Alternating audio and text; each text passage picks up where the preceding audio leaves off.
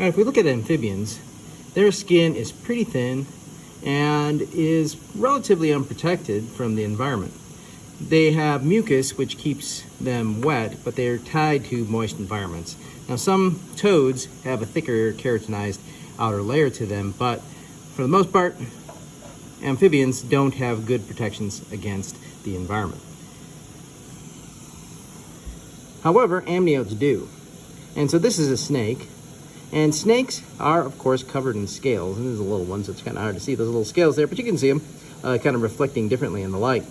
And they are formed in snakes and lizards as folds, and those folds overlap one another.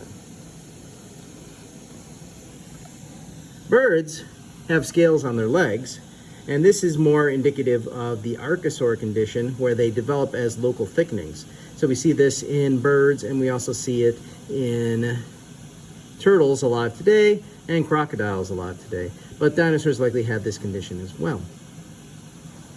We humans, of course, have a keratinized skin.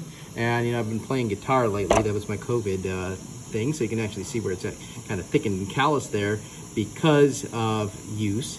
And we have thicker layers of keratin where we use our flesh a little bit more, where there's greater touch. So certainly the fingertips are a good example of that for somebody who's actually learning how to play guitar.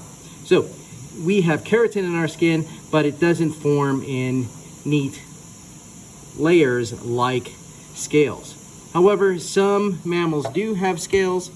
In particular, beavers have scales on their tail. Actually, all rodents have scales on their tails. Things like pangolin are covered in scales, and you'll see those in lecture.